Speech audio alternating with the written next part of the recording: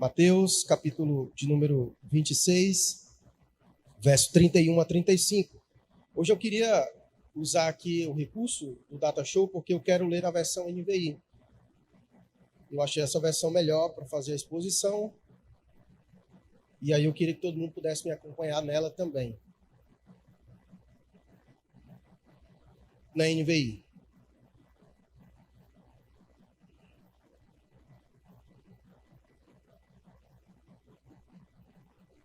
Mas aí você pode acompanhar também pela sua Bíblia, tá bom? E é bom que você vai fazendo comparações de termos. É interessante também ver nessa perspectiva.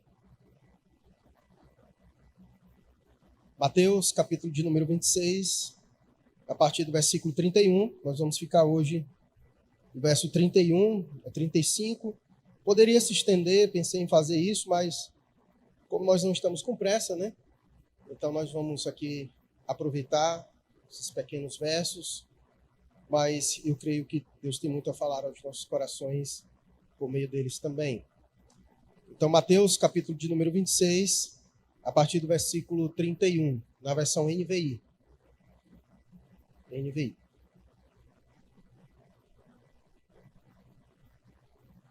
Tá certo? Ok. Diz assim a palavra de Deus. Então Jesus lhes disse: ainda esta noite, todos vocês me abandonarão, pois está escrito: ferirei o pastor e as ovelhas do rebanho serão dispersas. Mas depois de ressuscitar, irei adiante de vocês para a Galiléia. Pedro respondeu: ainda que todos te abandonem, eu nunca te abandonarei. Respondeu Jesus: asseguro que ainda esta noite, antes que o galo cante, 3 vezes você me negará.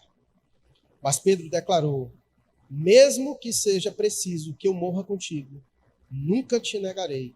E todos os outros discípulos disseram o mesmo.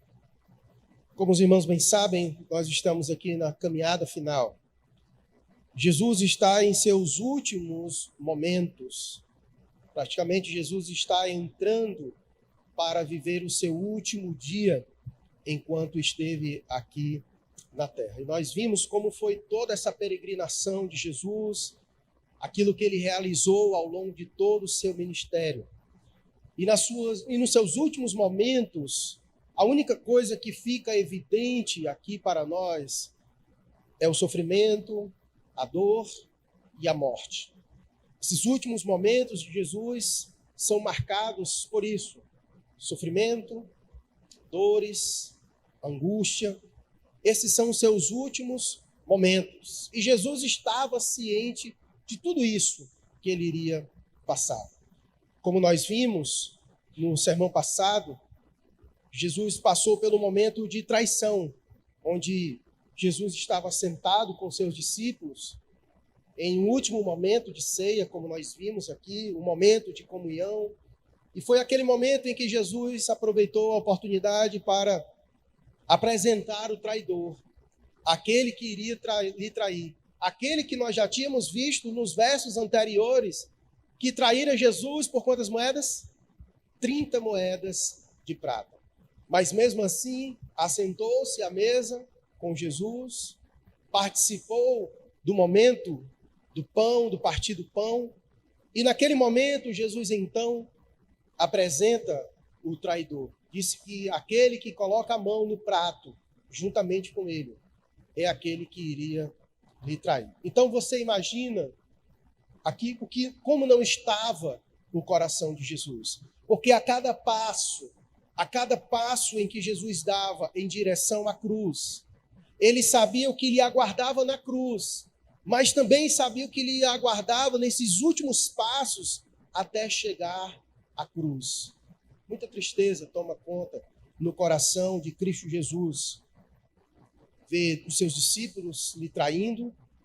E o texto começa, então, trazendo um cenário que só piora. Como nós lemos, o versículo 31, após o momento de ceia, após o momento de ter sido revelado o traidor, diz o texto: então Jesus lhe disse: ainda esta noite, todos vocês me abandonarão.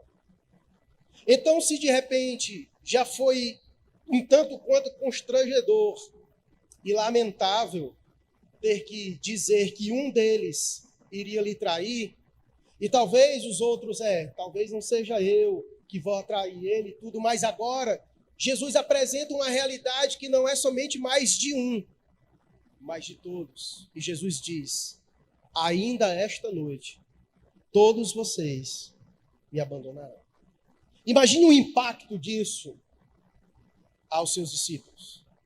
Cheios de si mesmos, como nós vamos ver, como Pedro e tantos outros, cheios de si mesmos.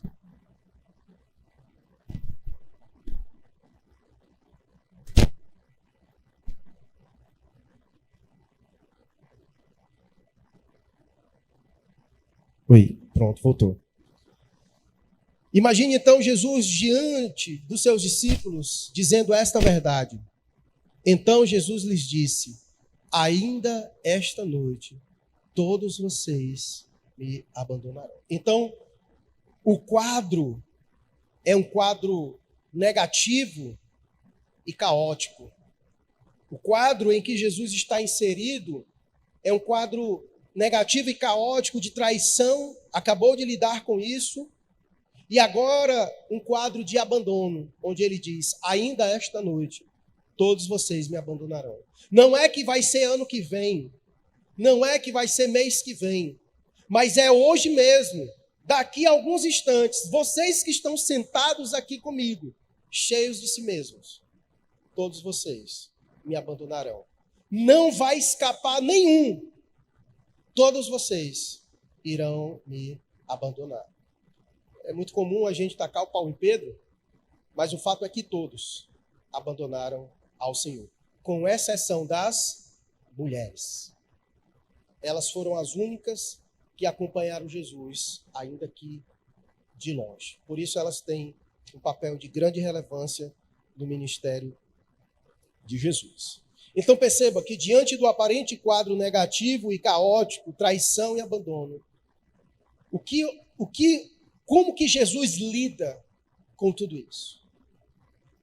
Porque Jesus era homem, como eu e você, sujeito a sentimentos, sujeito a dores. Como é que Jesus lidou com tudo isso, ao ver esse cenário caótico e só aumentando, em agora especial, de traição? Acabaram de dizer isso, e no mesmo instante, porque dá a entender é isso, então Jesus lhe disse: ainda esta noite todos vocês me abandonarão. Como Jesus lida com tudo isso? Porque parece que está tudo indo por água abaixo.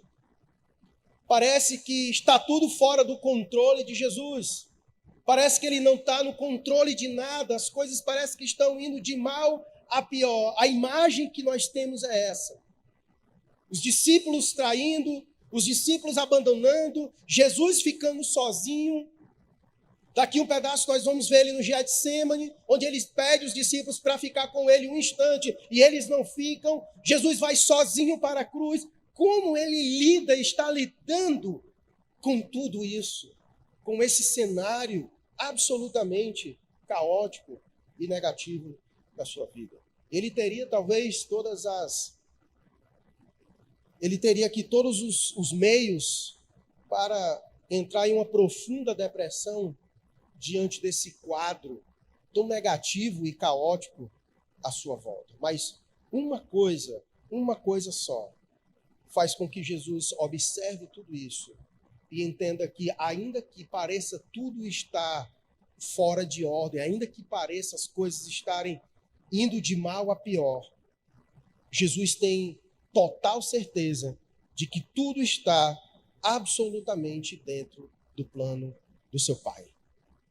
É isso que faz com que Jesus lide com essa situação. Olha o texto, ele diz: então Jesus lhe disse: ainda esta noite todos vocês me abandonarão, pois está escrito. Aonde? Nas Escrituras. Em Zacarias, capítulo de número 13, ferirei o pastor, e as ovelhas do pastor serão dispersas.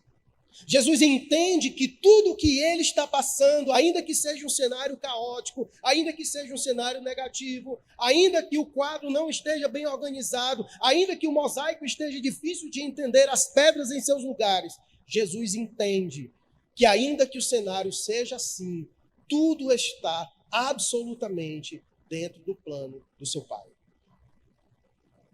Por isso ele diz: esta noite todos vocês me abandonarão. E sabe por que eu sei disso? Porque está escrito: ferirei o pastor e as ovelhas do rebanho serão dispersas.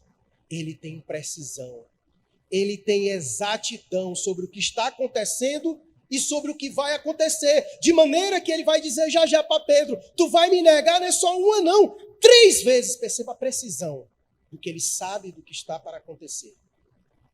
Ainda que tudo pareça fora, desajustado, desalinhado, porque caos, caótico, a gente tem dificuldade de ver ordem nessas coisas. Mas é só os nossos olhos que está fora de ordem, porque aos olhos de Deus tudo está sendo cumprido, pois está escrito. Pois está escrito. Tudo está absolutamente em ordem. Tudo está acontecendo do jeito que tem que acontecer. E é interessante falar sobre isso porque quando ele assentou à mesa com os seus discípulos e quando foi dito que um iria lhe trair, por que ele sabia disso também? Porque o Salmo 41 fala exatamente sobre isso. Então ele sabia que um dos seus iria lhe trair, porque o Salmo 41 diz isso. Ele sabia que todos iriam lhe abandonar, porque Zacarias capítulo 13 diz exatamente isso. Jesus estava ciente de tudo que estava acontecendo, porque tudo estava no plano soberano de Deus.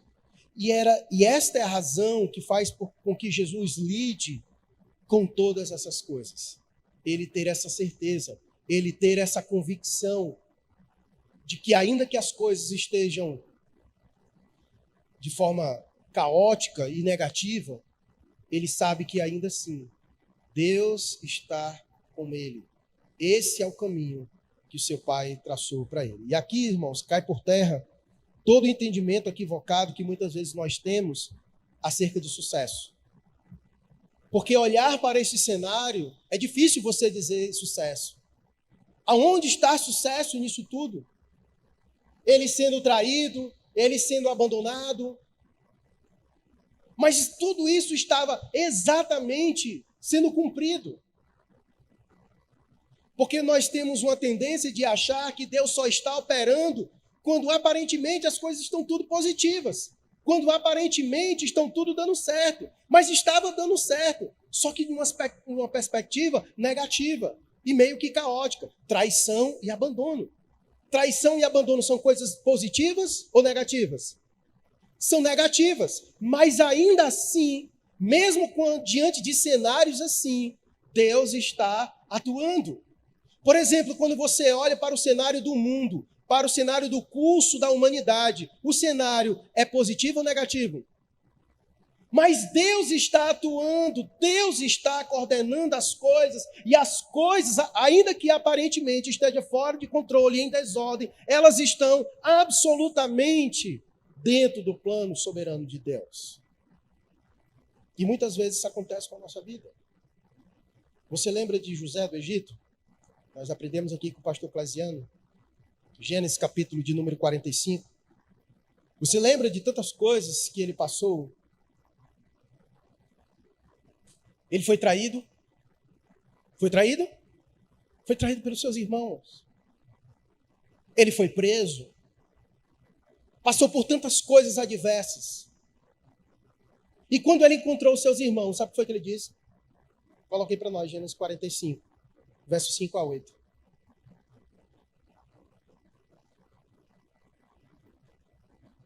Obrigado pela água, viu, Mateus?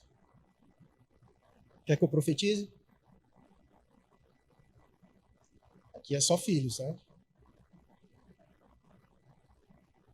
Gênesis 45,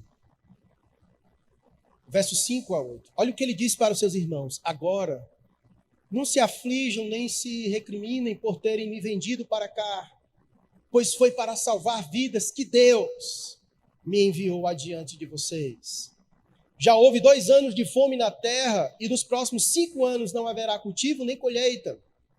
Mas Deus me enviou à frente de vocês para lhes preservar o remanescente nesta terra e para salvar-lhes a vida com grande livramento. Verso 8. Assim não foram vocês que me mandaram para cá, mas sim o próprio Deus. Ele me tornou ministro do faraó e me fez administrador de todo o palácio e governador de todo o Egito. Você percebe a ênfase do autor? Dizer, não foram vocês, foi Deus, foi Deus. E ele repete isso 3 vezes. Em um curto espaço de tempo de versículo, ele repete isso 3 vezes, porque o autor quer que a gente entenda que tudo o que aconteceu, ainda que de caótico, ainda de que negativo, de sofrimento na vida de José, de ter sido vendido pelos seus irmãos, de ter sido preso por causa da esposa de Potifar, tudo isso, Deus estava lá. Deus estava lá. E certamente isso foi consolador para José. Assim também como nesse cenário caótico de Jesus, saber que as coisas estão acontecendo segundo a vontade de Deus, isso lhe dá conforto para lidar com a dor, com o sofrimento, com a traição, com o abandono. Meus irmãos, o crente é para ser o povo mais bem seguro, mais bem estabilizado que pode haver em todo esse mundo.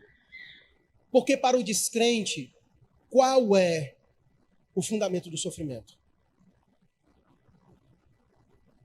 Para um descrente, para quem não tem Deus na vida, qual é o propósito do sofrimento?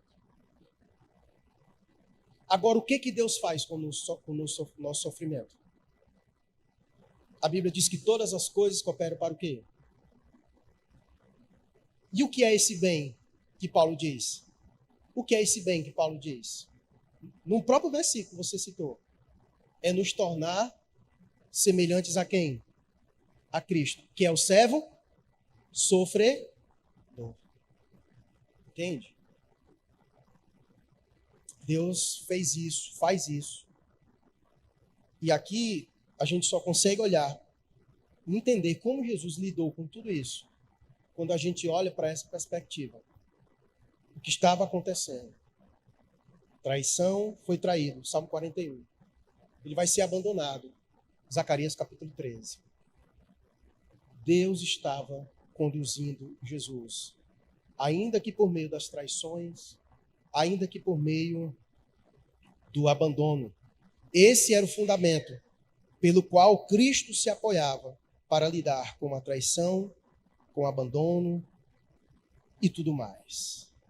E esse também deve ser o fundamento pelo qual nós devemos lidar com tudo isso. Porque todos nós também estamos sujeitos a traições, a abandono. Lembra do final da vida do apóstolo Paulo, em 2 Timóteo? Estava preso e sozinho. Sozinho. Como é que ele lida com aquilo tudo? Como é que ele lida com aquilo tudo? Se a gente não tiver uma visão sobre a soberania de Deus, nós iremos sucumbir diante do sofrimento e diante dos dilemas que nós enfrentamos na vida. Mesmo sabendo disso, foi fácil para Jesus passar por tudo isso? Nós vamos ver ele no Getsemane, em agonia, dizendo, Pai, se possível, passa isso de mim. Não é fácil, mas sem isso, ninguém suporta. Mas sem isso, ninguém suporta. Sem esse fundamento, sem esse entendimento, a gente não suporta. E Jesus estava ciente de que tudo que estava acontecendo com ele estava escrito. Por isso ele diz, ainda esta noite todos vocês me abandonarão. E sabe por que eu sei disso? Porque está escrito, ferirei o pastor e as ovelhas do rebanho serão dispersas. E ele estava usando exatamente o contexto bíblico que apresentava isso que estava para acontecer. E mais uma vez, aquilo que a gente tem visto nessa narrativa, essa relação, essa ação conjunta da soberania de Deus e da responsabilidade do homem. O que estava acontecendo tinha que acontecer, porque estava escrito e estava acontecendo. E Jesus se apoiava nisso. Contudo, como nós já vimos, ai daquele também porque vem essas coisas. Jesus sabia que um iria trair, Salmo 41. Beleza. Mas Jesus disse no sermão passado, como nós vimos no texto, ai daquele porque vem essas coisas. E ele disse, olha, vocês vão me abandonar. E muito embora isso esteja no controle de Deus, na soberania de Deus, mas isso não tira a responsabilidade do homem, a ação do homem de trair o Filho do homem e de abandonar Jesus.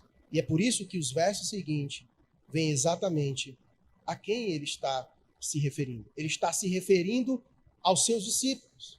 Mas tem um deles que quando Jesus fala isso, que ainda esta noite todos vocês me abandonarão, tem um deles que dá um passo à frente para tomar contas com Jesus, para prestar contas com Jesus daquilo que ele acabara de dizer a todos eles. É como se um deles tivesse sido tocado profundamente pelas palavras de Jesus e representando os demais, ele dá um passo adiante do Senhor para questionar aquilo que Jesus acabara de lhe dizer. Vejamos então como dar continuidade. Mas depois de ressuscitar, irei adiante de vocês para a Galiléia. E me permita, quero deixar esse texto para o final, que eu quero fazer uma aplicação em cima desse verso 32.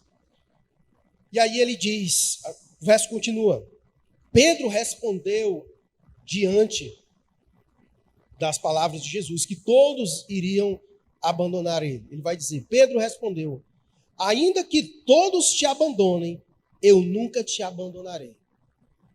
De cara, com essas palavras dele, você já percebe algo em Pedro. Você já percebe uma característica nele. Ele diz, ainda que todos te abandonem, eu nunca te abandonarei. Então você imagina, eles lá todos diante, todos juntos, Jesus disse, todos vocês vão me abandonar. E Pedro disse, olha, todos eles aí podem até te abandonar, mas eu não. Ou seja, o que ele está querendo dizer com isso? De que ele é melhor, de que ele é o cara, de que ele é superior aos demais, porque Jesus disse que todos eles iriam abandoná-lo, mas ele está dizendo, o Senhor está equivocado, porque todos eles até podem, agora eu não, Senhor. O Senhor está equivocado. Todos eles aí até podem, eu acho que até vai, agora eu não. Eu me conheço. Eu conheço os meus sentimentos. Eu conheço o amor que eu tenho para contigo. E o amor que eu tenho para contigo, todos esses aí podem te trair. Agora eu. E ele continua. Coloca para nós. E respondeu Jesus, asseguro que ainda esta noite, antes que o galo cante, 3 vezes você me negará. Então, ele deu um passo à frente e indagou o Senhor. Não, o Senhor está equivocado. Eles até podem, mas eu não. E Jesus disse, olha, mas eu asseguro, ou seja, Jesus fez questão de dizer, tu acha que eu estou falando mentira? Tu acha que eu não sei o que eu estou dizendo? Eu vou repetir, eu asseguro que ainda esta noite, antes que o galo cante, 3 vezes você me negará. Ou seja, Jesus fez questão de dar exatidão de quando isso iria acontecer. Ainda esta noite, tu está dizendo agora para mim, de que não vai me abandonar, mas eu estou te assegurando que é daqui a pouco que tu vai fazer isso. Não é daqui um tempo, quando tu esquecer, não. É daqui a pouco mesmo. Tu vai me negar. E outra, não vai ser só uma vez. Vai ser quantas vezes? 3. Porque uma pode ser equívoco. Uma pode ser só um escorregão que você dá. Por alguma ocasião, você... Opa, eu vacilei. Mas não, ele vacilou 3 vezes. 3 vezes. Porque vacilou uma, deu tempo de refletir. Poxa, eu vacilei.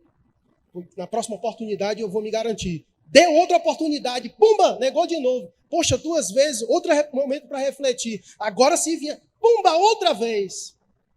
Cadê o cara que disse com tanta segurança que não iria negar o Senhor? Mas o Senhor disse 3 vezes.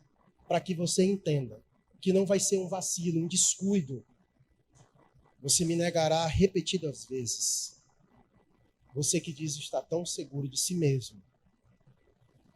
Jesus diz para ele. Mas aí ele não satisfeito. Porque pela primeira vez o Senhor disse, todos me abandonarão. E ele disse, não. Todos eles até podem, mas eu não. Aí o Senhor vai a ele e diz, eu te asseguro que hoje mesmo, ainda, nesta noite, antes que o galo cante, aqui é antes que o galo cante mesmo, tá? É um período entre meia-noite e 2 horas da manhã, certo? É o horário mesmo ali que o galo cantava. Sei lá, em casa ele não canta esse horário não, mas naquele contexto era esse horário e é galo mesmo, certo? Muitas conjecturas sobre várias viagens, mas é galo mesmo, certo? Então a ideia é que antes que o galo cante, que é esse horário de meia-noite até 2, 3 horas da manhã, nesse horário, por volta deste horário, você me negará 3 vezes. E aí, continua o verso 35. Mas Pedro declarou, mesmo que seja preciso que eu morra contigo, nunca te negarei. Ou ele é surdo, ou ele se faz de doido. Porque o Senhor acabou de dizer, assegurou, e ele está lá, questionando o Senhor, mesmo que seja preciso que eu morra contigo, nunca te deixarei, nunca te negarei. E os outros pegaram o bonde, e os outros discípulos disseram a mesma coisa. A gente não vai te negar. Ou seja, eles sabem e Jesus não sabe. Porque ele disse, todos vocês me negarão. Mas todos eles estavam dizendo, não, nós não vamos negar o Senhor. Então quem está certo nessa história? Você percebe o que acontece quando nós estamos cheios de si mesmo? Nós começamos a questionar Deus. Nós criamos um muro de defesa em torno de nós mesmos. O nosso orgulho, ele faz exatamente isso. Pedro aqui é desnudado e revelado quão grande é a sua soberba. Ele se achava superior aos demais. E Pedro estava sendo sincero. Pedro estava sendo sincero quanto ao que ele pensava. E isso só revela que nós não podemos confiar em nós, nem tampouco em nossos sentimentos. Nós não podemos confiar em nós, nem mesmo nos nossos sentimentos. Eles deveriam estar confiando na palavra de quem? De Jesus. Mas eles estavam tão cheios de si mesmos, que eles estavam confiando em si mesmos. É quando Deus diz em sua palavra uma coisa para nós, a gente, não, eu me garanto. É quando Deus diz, olha, não vai para aí não, porque aí é escorregadio, cuidado, não, eu sei para onde eu vou, eu não vou cair não, porque eu sou forte, porque eu sou maduro. E a gente fica questionando Deus, porque Deus diz as coisas e a gente, não, Deus não sabe de nada. Eu me conheço, eu sei dos meus sentimentos, eu sei até onde eu aguento, eu sei até onde eu suporto, eu sei aonde eu posso pisar, e é aí que a gente escorrega na maioria das vezes. Porque nós achamos que sabemos, e Deus não. Nós achamos que nos conhecemos melhor a nós mesmos do que Deus nos conhece. E por isso, muitas vezes, nós questionamos Deus. Deus, o Senhor não sabe. Mas eu sei. Por que nós fazemos isso? Nós fazemos isso. Nós construímos esse muro. Todo orgulhoso, ele cria um muro de defesa em torno de si. E quando se sente ameaçado, ele ataca. E por isso Pedro está questionando o próprio Cristo. E assim somos nós.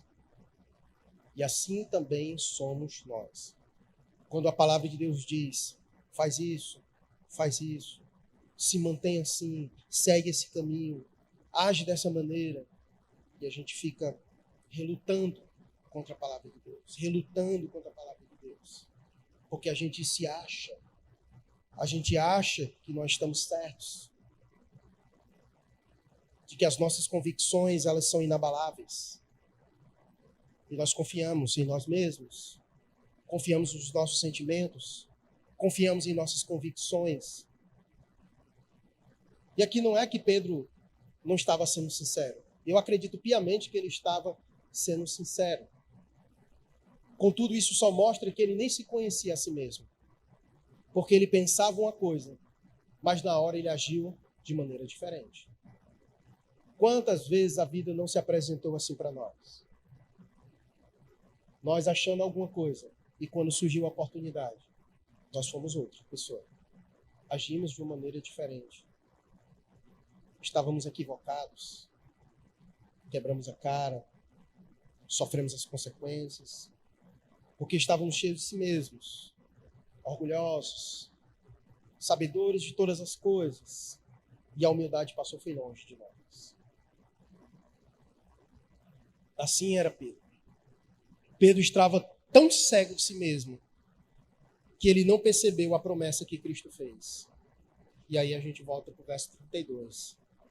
Porque o Senhor falou para eles que todos eles iriam abandoná-lo. Mas ele lançou uma promessa para eles. Desde o verso 32.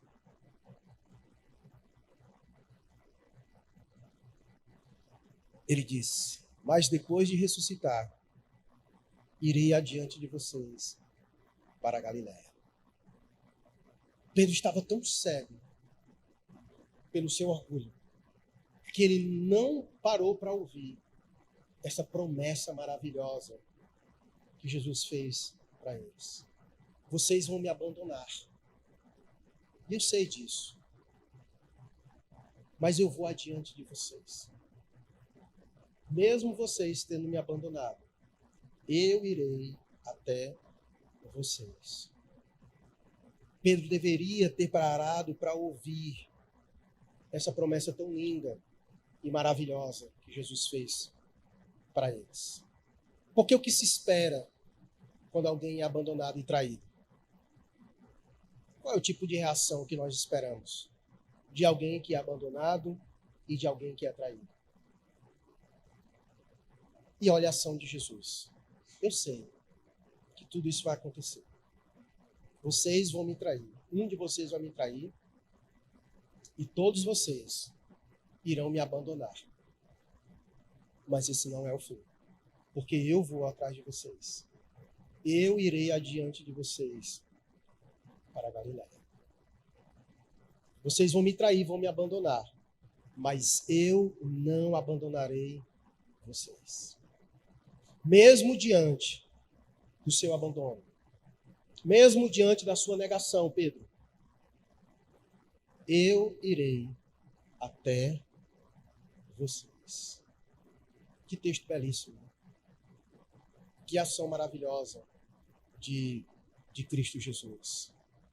Assim ele fez com todos nós. Essa foi a ação de Deus ao olhar para o homem caído, o homem pecador, que vive de costas para Deus, longe de Deus, inimigo de Deus. Mas a Bíblia diz que a ação não foi a nossa de ir a ele, mas foi dele vir a nós, ao nosso encontro. É isso que torna Jesus tão belo. Suas ações é graça, irmãos. Você vê aqui uma ação, você vê duas ações. A ação da soberania de Deus e a ação humana. A responsabilidade deles, o que é que nós vemos deles? O abandono. Se explica o abandono por eles. Agora, o que explica Jesus ir atrás deles? É graça. Só a graça pode explicar isso. Não há outro termo para explicar o que Deus faz a pecadores como eu e você. E como os apóstolos. Que todos o abandonaram. Se dependesse deles, eles ficariam distantes do Senhor. Mas o Senhor vai adiante deles. Porque Ele é o bom pastor que vai atrás das suas ovelhas. Eu gosto de olhar para esse texto, versículo 32, porque ele nos dá também Ele nos dá um vislumbre de como as coisas terminam. As coisas não irão terminar simplesmente em morte, em sofrimento, em traição, em abandono. Mas ele diz, olha, depois de ressuscitar, porque lembre-se, tudo isso, tudo que está acontecendo, as traições, o abandono, tudo isso está acontecendo para que Jesus possa ir sozinho para a cruz e morrer. Mas não é o fim. A morte de Jesus não é o fim. As traições, o abandono, todo o sofrimento, tudo aquilo não é o fim. Por quê? Porque depois de ressuscitar, as coisas vão mudar. Porque depois que Jesus ressuscitar, as coisas serão diferentes. Depois dele ressuscitar, ele vai adiante dos seus discípulos. Ou seja, tudo vai acontecer, mas no fim, tudo vai ficar bem. Por quê?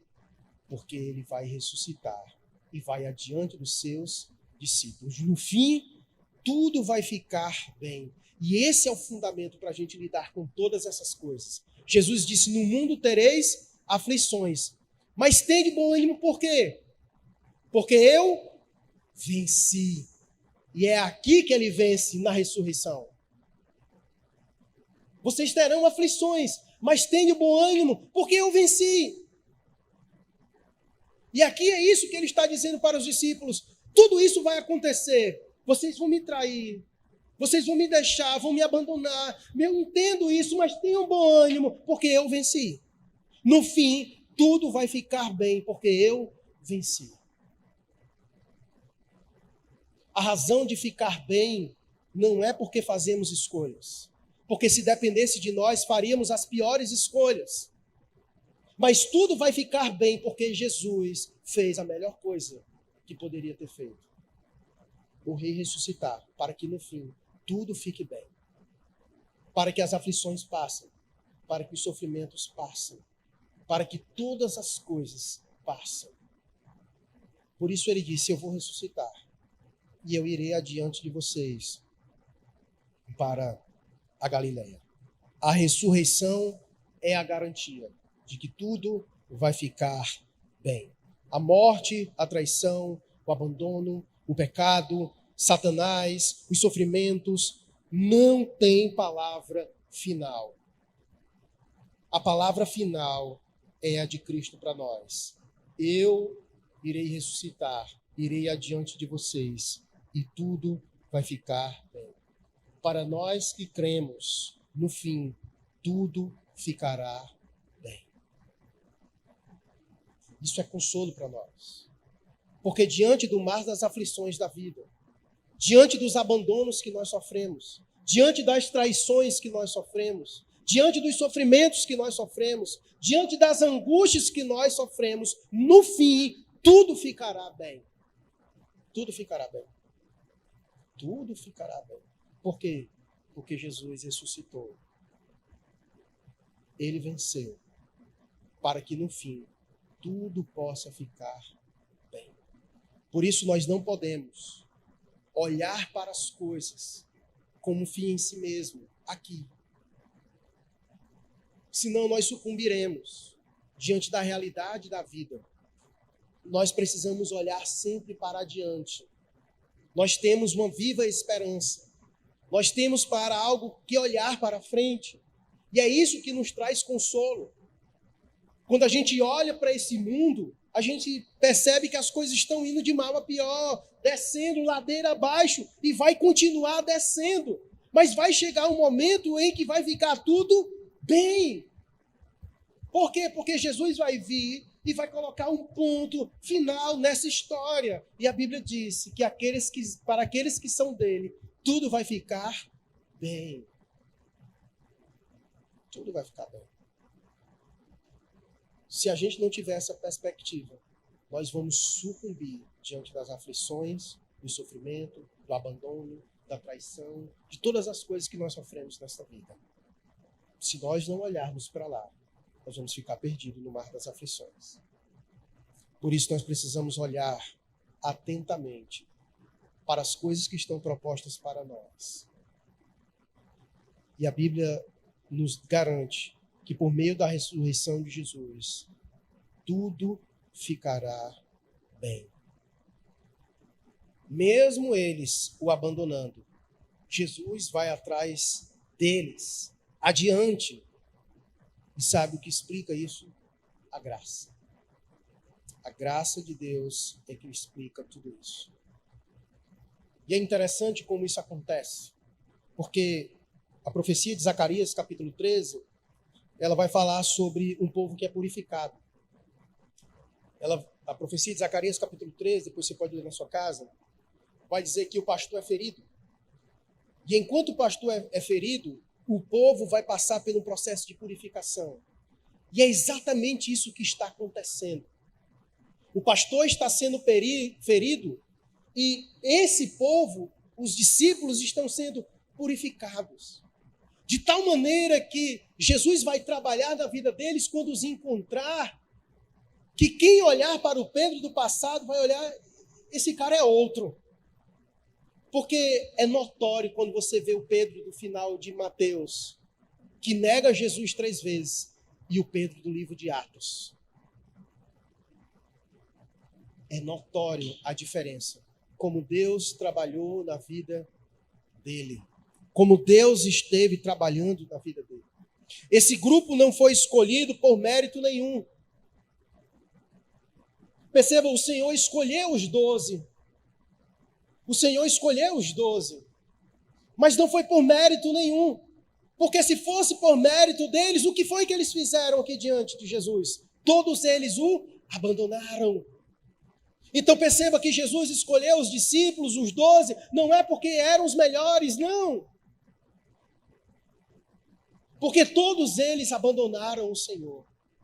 Eles se tornaram o que se tornaram pela graça de Deus.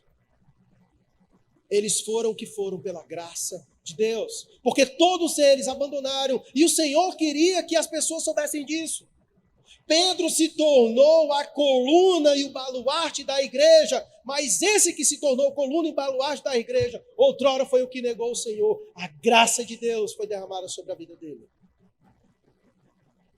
Pedro não era coluna e baluarte porque era o cara, mas porque não era ninguém, porque abandonou o Senhor, e o Senhor, por meio de graça, atuou sobre a vida de Pedro. Assim também, se eu e você somos alguma coisa, não é porque é mérito nosso, mas porque a graça de Deus repousou sobre a minha vida e sobre a sua vida. E Deus queria que as pessoas entendessem isso quando olhassem para os apóstolos. Quando olhassem para eles, quem eles são, quem eles eram, o que aconteceu com eles, a graça que transforma pecadores miseráveis, como eu e você, dos apóstolos. Sem graça, nós estaríamos distantes do Senhor, vivendo de costas para Ele. Mas é pela graça que Ele vem até nós e tem o interesse de transformar as nossas vidas, para sermos úteis para Ele no seu reino. É só a graça, irmãos. É só a graça. Não tem outra explicação. O que explica o abandono? Eles mesmos, sua natureza pecaminosa. Que cheios de si mesmo. E por que eles negaram o Senhor? Por que eles negaram o Senhor? Qual foi a razão pela qual eles abandonaram o Senhor? Em outras versões, se você pegar aí, em outras versões, no verso 31, vai dizer que todos eles se escandalizaram no Senhor. E o que foi que aconteceu? Por que eles abandonaram o Senhor? Porque na hora do arroxo, porque na hora do pega, sabe o que foi que eles fizeram? Pularam fora. Porque a semelhança dos apóstolos, assim também somos nós. Estamos com o Senhor quando está tudo favorável, mas quando as coisas apertam, muitos de nós pulam fora, abandonam o barco, abandonam o Senhor. Essa foi a razão pela qual eles abandonaram. E por isso Pedro negou. Porque quando ele foi identificado, como nós veremos, como um dos discípulos do Senhor, ele ficou com medo. Ele ficou com medo do que ele poderia perder por seguir Jesus Cristo. Eles eram tão tomados de si mesmos, tão orgulhosos, que eles não estavam dispostos a perder nada por causa do seu mestre. E por isso eles o abandonaram. Por isso eles o abandonaram. Porque estavam cheios de si mesmos. Não queriam perder nada pelo Senhor. Mas o Senhor é muito misericordioso. E mesmo diante dessa ação deles para com o Senhor esteve lá, atuando, agindo sobre a vida deles, transformando a vida deles. E só tem uma coisa para explicar tudo isso que Jesus fez a esses homens: a graça. A graça de Deus. Ela é suficiente para transformar a minha vida e a sua vida. Assim também éramos muitos de nós. Não queria nada com Deus. Quantas vezes nós viramos as costas para o Senhor? Quantas vezes, quando as coisas apertam, nós pulamos fora? E o Senhor, por graça e misericórdia, Ele vem até nós e toca em nós, transforma a nossa vida e continua nos acolhendo em seus braços, porque Ele decide nunca nos deixar e jamais nos abandonar.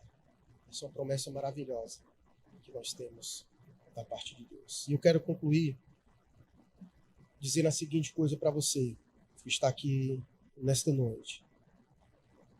Nunca foi por mérito, nunca foi por obras nossas. Engana-se quem pensa que para chegar na presença de Deus precisa estar com a vida consertada. Você nunca vai estar. Nunca vai estar.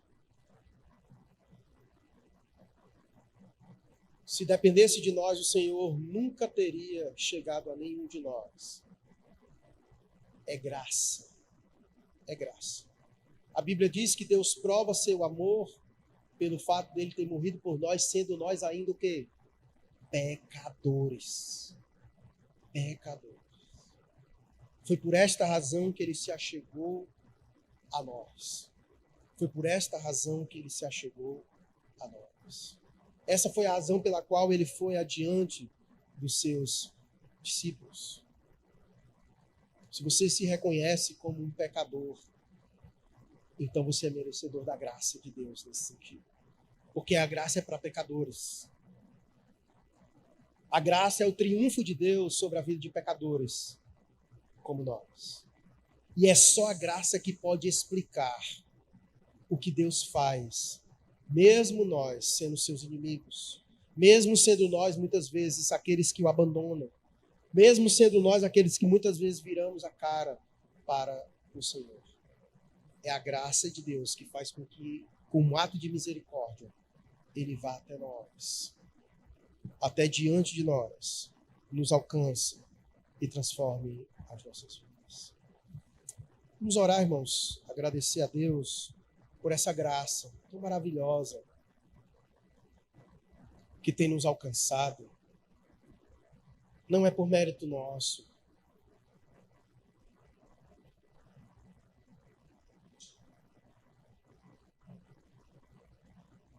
Talvez você esteja em um quadro caótico, negativo da sua vida.